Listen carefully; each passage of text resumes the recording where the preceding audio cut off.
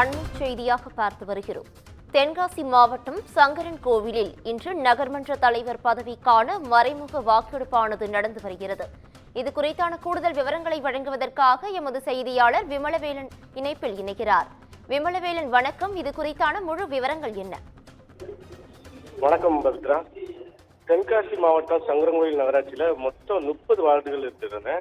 இந்த நகராட்சியில நகர்மன்ற தலைவராக திமுகவை சேர்ந்த உமா மகேஸ்வரி பதவி வகித்திருந்தார். இந்த நிலையில டெண்டர் முறைகேட்டில் ஈடுபடுவது, அதிகப்படியான கமிஷன் வாங்குவது உள்ளிட்ட பல்வேறு குற்றச்சாட்டுகளை முன்வைத்து சங்கரன்கோவில் நகர்மன்ற தலைவர் உமா மகேஸ்வரிக்கு எதிராக அவரை பதவி நீக்கம் செய்யும் வகையில நம்பிக்கையில்லா தீர்மானத்திற்கான வாக்கெடுப்பு கடந்த ஜூலை மாதம் 3ஆம் தேதி அன்னைக்கு நடந்துச்சு.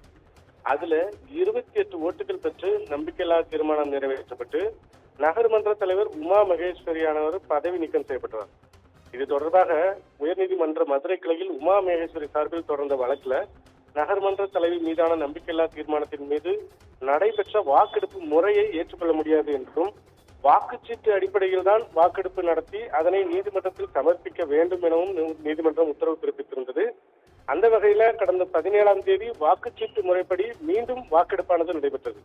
அந்த வாக்கெடுப்புல 28 நகர்மன்ற உறுப்பினர்கள் தங்கள் வாக்குகளை செலுத்திய நிலையில் நகர்மன்ற தலைவி உமா மகேஸ்வரி மீது கொண்டு வரப்பட்ட நம்பிக்கையில்லா தீர்மானமானது 28 நகர்மன்ற உறுப்பினர்களின் ஆதரவால் அவர் பதவியை இழந்தார் என்று நகராட்சி ஆணையர் நாகராஜன் அறிவித்திருந்தார்.